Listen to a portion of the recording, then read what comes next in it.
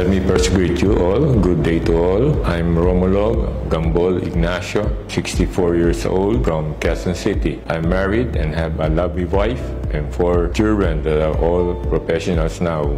I'm a physician by profession. I'm an internist and a kidney disease consultant. I graduated from medical school 1983. I graduated from fellowship in kidney diseases 1990. So as a consultant, it's about 22 years now that I'm a consultant. Lately, because of my diseases, which I will later expound further, I'm just on a twice a week consultant at a dialysis center. Before, I was even going out of town to the province of Pampanga, Angeles City. But now I cannot do it anymore, especially during the pandemic year. So now I'm just on twice a week. Right now, there are 2. First, I was diagnosed with a kidney failure the year 2019. That's a pre-pandemic year, October, where I have undergone my first dialysis. And the second is my cancer, squamous cell cancer. It was diagnosed pathologically by 2022, where the mass was extracted from my tonsils. Right now, I'm on a 3 times a week dialysis regularly at the National Kidney Transplant Institution. So as I expound further, my kidney failure is secondary to my being a diabetic, which I did not know that I have a diabetes until where I was confined 2004, where my sugar, I had known that my sugar was really elevated. It has been 15 years from then when I started my dialysis treatment. Before my undergoing my dialysis treatment, I was kind of weak. I do the things that I usually do. That's what's happening to patients with chronic kidney disease. So in layman's term, chronic kidney disease is where there's some chronic problem in the kidney. Actually, there are 2 types of kidney failure. That's acute and chronic. When you say acute, it can go back to normal. It can be reversed. But when you say chronic, your kidneys will not go back to normal. There will be some scarring in your kidneys. It may happen that before, maganda ihi mo, tapos later on, tumatagal, nawawala yung ihi mo.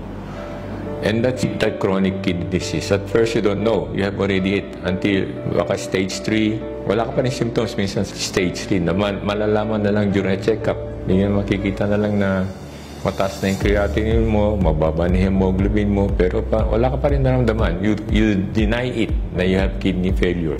Gagamutin ka muna na conservatively, not necessarily dialysis agad. Pero hanggat kailan, will come a time na maging stage 5 siya, then that's kailangan na yung dialysis. Stage 5 meaning about 5% to 10% na lang ang function ng kidney mo. Ang kidney natin, ang pinaka-function niyan is a filter. Nililinis niya lahat ang byproducts na mga kinakain natin, yung mga dumi. Nilalabas niya through the urine. Ano nangyayari sa kidney failure? Because the kidney is failing, hindi niya ito ma-filter. Hindi niya may labas lahat, may natitirang dumi sa katawan natin. And that those mga metabolic waste na yon, yun na ang nakaka-apekto the whole body. Meaning, from your head, from the brain, to your feet. Ganyan, kalala. Even the organ systems, the heart, the liver, the blood system natin, they're affected by these waste products not being excreted by our kidneys. So, nga nangyayari, blood system, bumababa yung hemoglobin mo, naging anemic ka. Lumalaki ang heart mo, yung iba nagkakaroon ng liver failure, yung iba yung mga nerves, mga neuropathies. So, yun ang nangyayari sa isang pasyente na diagnosed na may chronic kidney disease until magiging dependent na sa dialysis. When you undergo dialysis, usually lifetime. Pero some are lucky, meaning maski na nag-dialysis, factor na na-enhance pag fail, pero minsan buwabalik uli, not necessarily normal. Bumabalik siya sa dating level na hindi mo na kailangan mag-dialysis. May mga ganun instance, pero very rare yun. Usually, when you started dialysis, tuloy-tuloy na yan.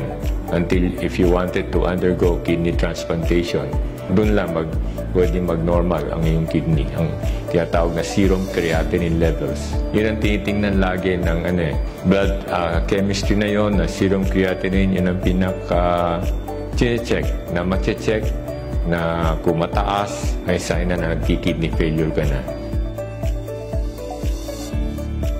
Weakness, hindi makatulog, hindi makakain, sometimes nauseated. That was the pre-dialysis symptoms ko noon.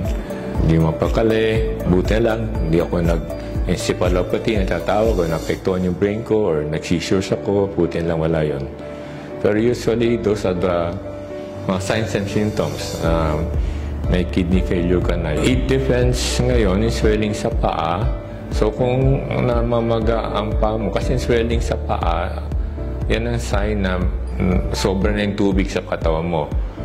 Usually, nangyayari ito sa mga pasyenteng kumukonti na yung ihi nila, nagiging oligurik na tinatawag. Kaya pag uminom sila marami, ang nangyayari, bumababa yung tubig, namamanas yung paa mo. Hanggat packet na yan. No? Iba nga, lumalaki din ang tiyan, nagkakaroon ng tubig sa tiyan. At pinakamalala, pag napunta yung tubig na yun sa baga, mahirapan ka lang huminga. Kaya tawag na congestion. At first, hindi naman nangyari yun na nagmanas ang paa. May mamanas, pero wala. Balik-balik. You know? Kasi pwede because of diabetes, kaya ka pwede kang magmanas eh. Pero lately na, kasi medyo kumunti na yung ihi ko, lumaki na yung malas ko. Nandiyan na siya. Nawawala na lang pag nagda-dialysis ako. Kasi pag nagda-dialysis, yan ang nangyayari. Inihigop niya yung sobrang tubig sa katawan mo. Pero after dialysis, mapadami na naman yung ko, nandiyan na naman siya.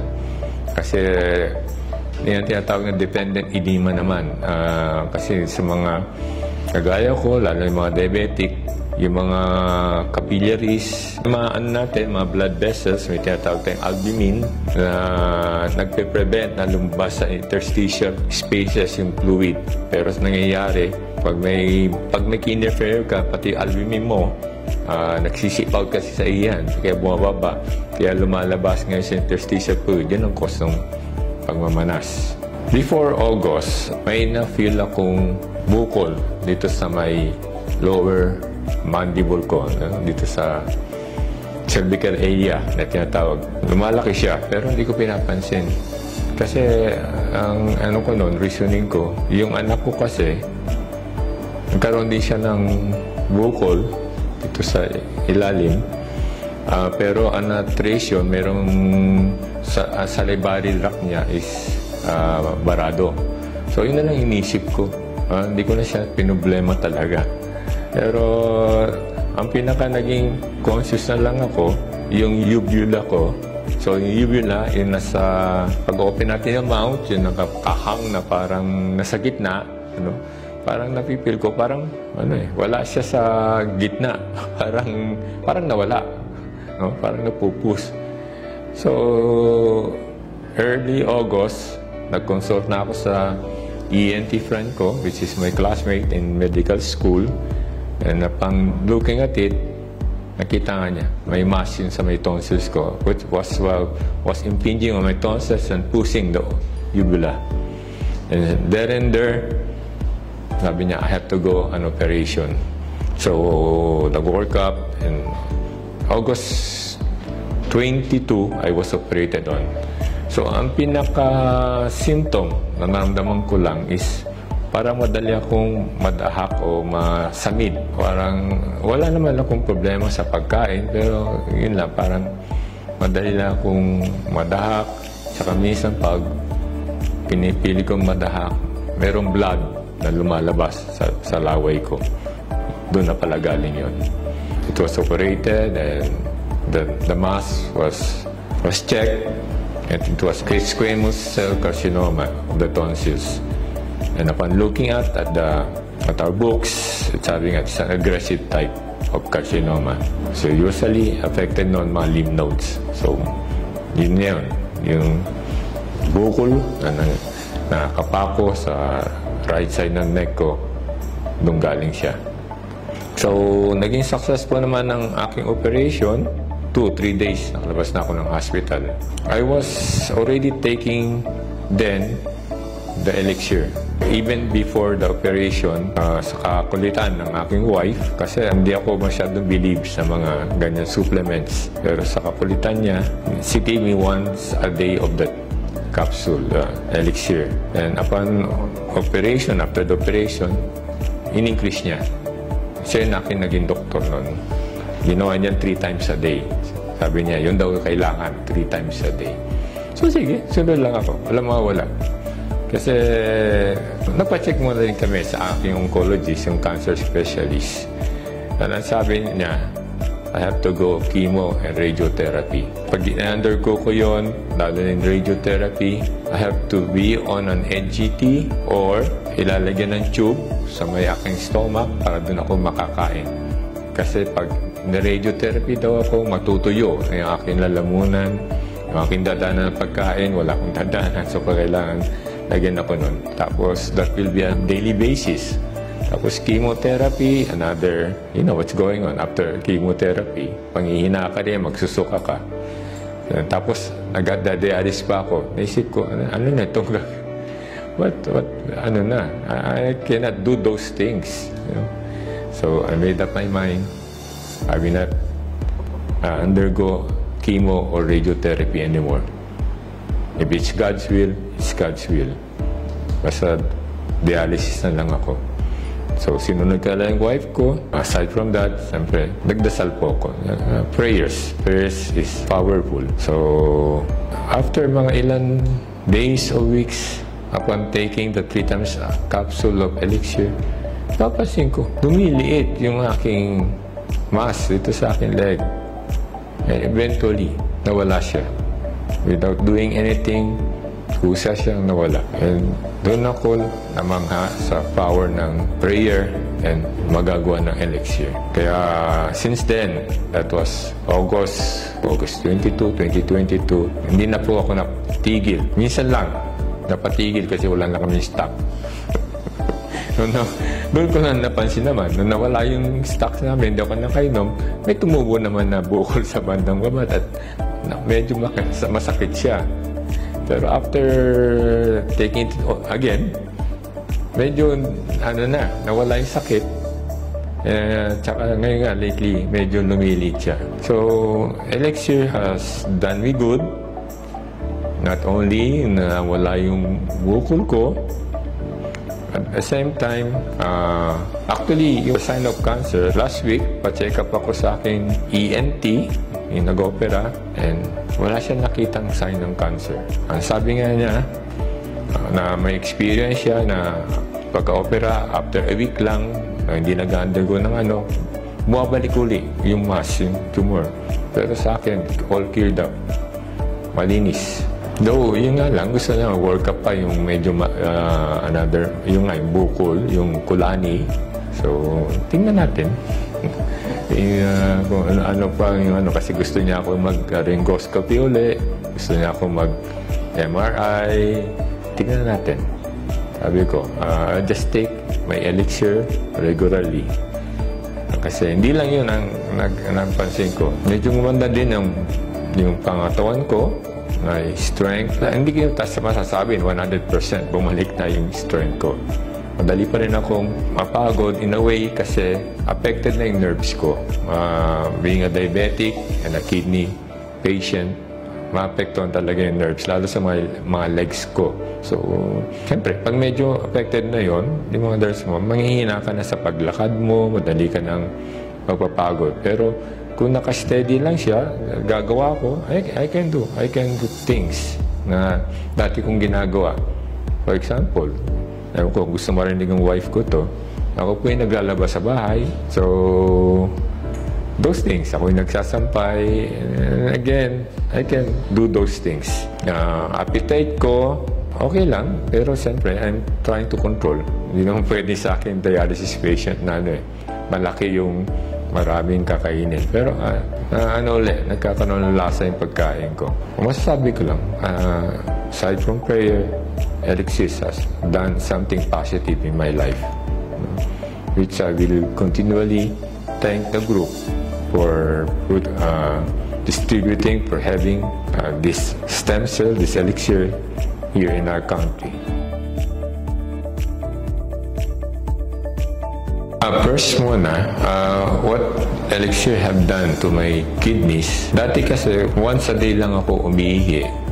and almost konti lang. Pero after taking the elixir, napansin ko, medyo dumalas yung pag-ihi ko ng 3 times a day, pero konti pa rin. In a way, isang positive pa yun na nangyayari. I will recommend to my other co-dialysis patients, also to my own patients, why not? Try it and test it kung magkakaroon ng positive response sa kanila. Kasi pag kidney patient, dialysis patient ka, nakakalungkot. Totoo po yun. Nakatali ka doon ng 3 times a week, punta ka dialysis unit, 4 hours na nandun ka lang, and parang nakakabagot, parang hindi mo magawa yung gusto mong gawin, may limitations, lalo yung mga may problema na sa puso. Pero those things sa akin nakatulong ang ano. So baka makatulong din sa aking mga pasyente. Based on my experience, I have been healed by elixir placenta of my squamous cell carcinoma. As for me, kasi I'm stage 1. Kasi because may lymph node nga eh. So may metastasis na ako sa lymph node. And experience-wise, nawala siya. So cancer patients, they are clinging to be healed, hoping to be healed. They try to do anything to be healed. Why not? I can say, why not try? It might do good. It might make a miracle. Pero siyempre, the very first one is prayer and trust in God. And then try to take the elixir baka sakali. So, I will, if given also the chance, I will promote elixir to such patients. Yes. I can vouch for its effectiveness lalo na sa akin. So, I can vouch. Sana mas maganda kung hindi lang ako na bigyan ng ganitong ng stem cell. No? Message ko lang para sa grupo, lalo na yung mga kakaya kong nakasurvive, I mean, na tulungan ng elixir. Let's come out in the open. Let's promote the drug.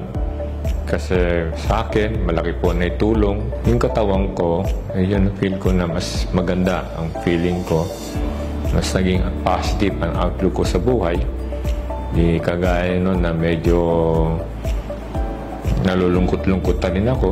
Naisip-isip na rin hanggat kailan na lang ako. Pero ngayon, lately, sabi ko, may buhay pa rin ako. May pag-asa pa rin. May katulong pa rin.